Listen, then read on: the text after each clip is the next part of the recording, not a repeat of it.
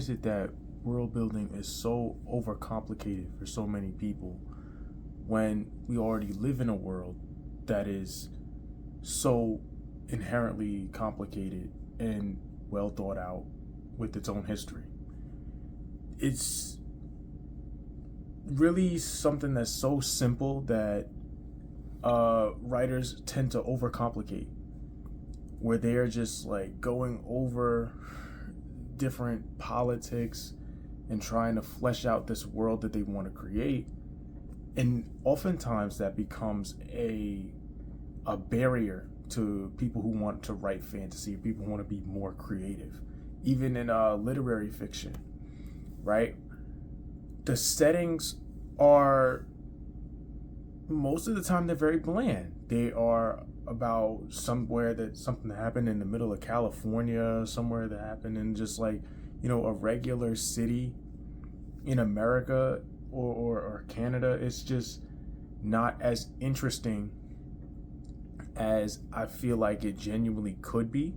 I feel like these settings can be so much more rich, can be so much more interesting, and by making your setting so much more rich and interesting and using a setting that's actually real, you can just make your fiction so much better. So you can go into the history of these places.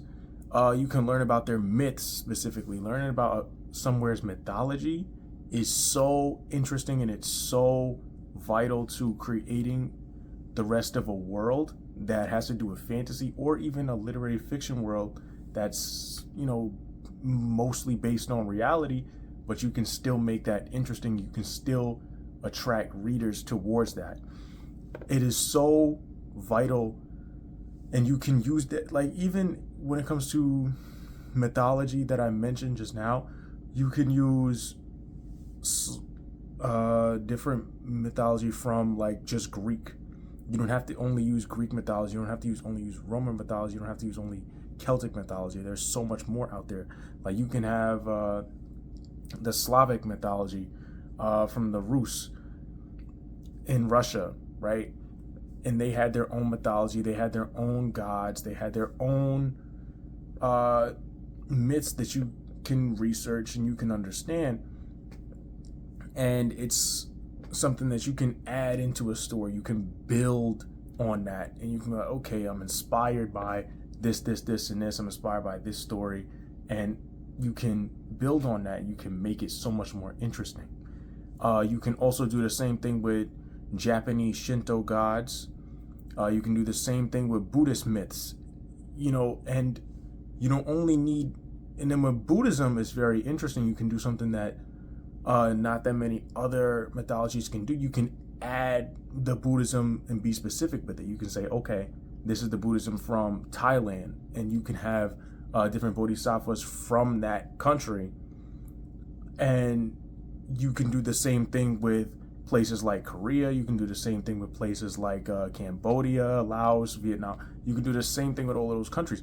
And for the most part, most people haven't read a story about somebody in Vietnam. They haven't read a story about somebody in Cambodia. They barely even know what that is. They can barely point to it on a map. You can expand these people towards the rest of the world rather than just limiting yourself. It's fiction. You can do whatever you want, and you can expand towards whatever you want. And most people just write a story based on like their original idea. It's like, oh, I have the idea that this character can do this. This character faces this struggle. Oh, this is a be interesting story about this. But when it comes to setting, people are very lazy. They're very lazy when it comes to setting. They're very lazy when it comes to world building. And it does not have to be something that's so incredible where you have to create a whole Dungeons and Dragons universe and explain every single part of the world. You can just use something that's already real.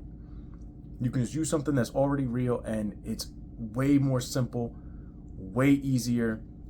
And that's all you need to do is just create based on reality. So you can also use different time periods as well. That's so vital. It's using time periods. It's like you can use the 18th century in Mexico. You can use 12th century Mali and Africa. You can use, medieval Switzerland. You can use the United States as well, but you can differentiate between time period. You can say, oh, you know what? Let me write a story. Like, I want to write this story about this, and this, but I also want to make it, expand on something that people may not know about. Let's say the United States, but let's say in ancient Mesopotamia. In the same time period as Mesopotamia, the Native Americans would have still been in America. So let's write about what they had to go through and their struggles and what's going on with them at that same time period and make something interesting out of that. There's so many different arrangements and configurations that people can come up with, but I see that people just, I'm not saying that there aren't that many people that are that creative, because there definitely are. It's just when it comes to setting and world building specifically, they are very lazy when it comes to this kind of thing. It's lazy, and I want it to change, and I want people to know better, because it's just something that it's a very small thing that you can fix, a very small, I would say, mindset shift, where you're shifting the way you think. Is like, well, I have this idea, and I'm gonna just have it take place in the same place that I live in. Like, just, regular LA or regular Brooklyn or regular Miami, like, or just, London or wherever. Like, it's not necessary, because people have already read stories about that place. People have already read stories about that place. And you want your story to stand out, not just with the plot and the characters, but you also want it to stand out with the setting as well.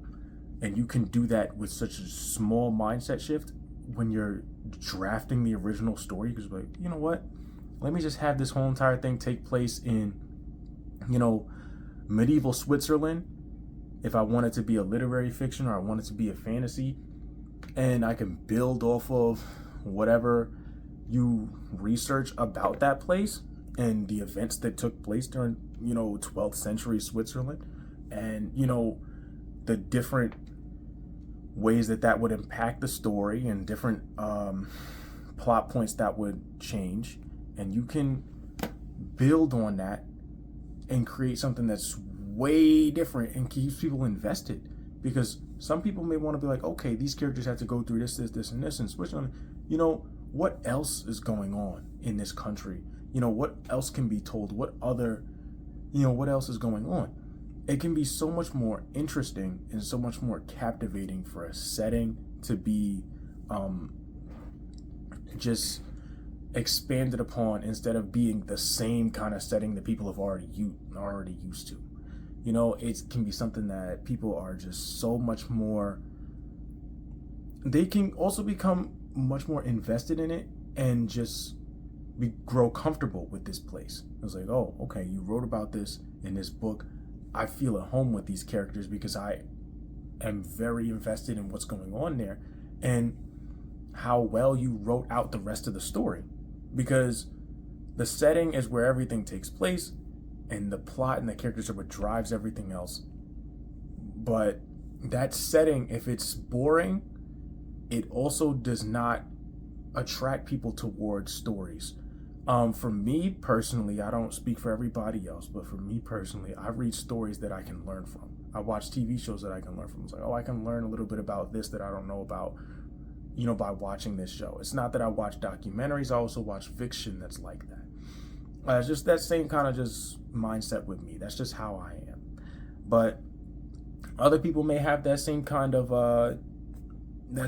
way about them, and you can, expand towards that. But you know what?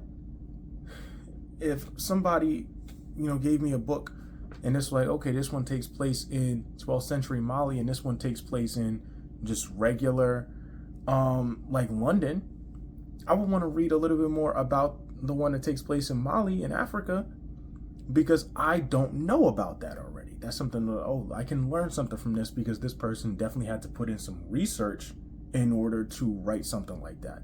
And it's the same amount of like research and understanding as it would be for somebody to sit there and write about it's for somebody to sit there and create their own world where people would be in, and like sit there and be like, okay, here is the history of this world, here's all the politics. And a lot of the time people write out such an intricate and complicated world for a story, and most of what they explain about that world isn't even shown, is not shown in the book, because they don't have a way for it to be shown.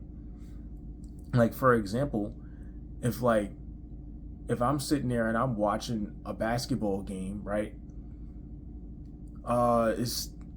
Do I need to understand the entirety of America's history in order to figure out, who Steph Curry is? I don't, not at all. There'll be some things that'll be like, oh yeah, this makes sense, and then like, but that's not gonna affect my understanding of, his story or how well he performs in that game. It's completely different. So the use of a regular place as your inspiration, somewhere from reality, helps you ground your understanding of what the reader is going to read about and understand about the setting, because you don't want to waste too much time on world building if you don't have to. If you don't have to waste time on world building, you don't have to, but you can still make it very interesting and pull people in while having that same kind of middle ground between, okay, I don't need to go out and do that much in order to expand and tell people about what's going on, but at the same time I can also pull people into this book by giving them something where they're like, all right, let me read about this country in this time period, because I don't already know about that. And that's just something that you can help expand your writing and just make it a little bit more interesting in fiction.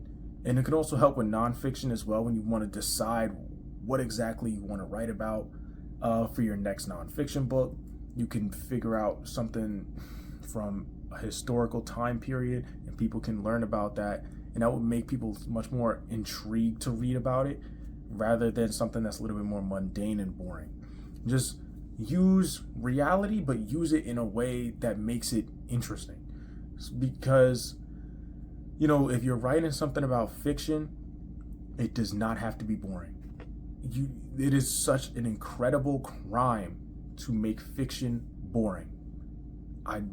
You need to just expand on it, and in a way that does start with a setting where you're just like, okay, this and this can happen in this setting specifically, but that also can't happen in a different setting, right? For example, like if you are writing a story about 18th century Mexico, the same kind of plot beats aren't going to take place or be thought of when you're using that same kind of story and then having it take place in downtown LA.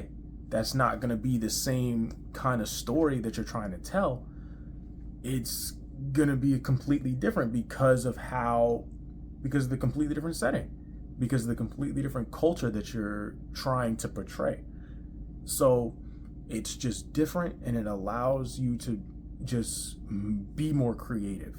It prompts you to be more creative, and that is a very, very good thing. It's a very, very vital thing in order for you to be just more creative, and also not have to put in too much work in creating.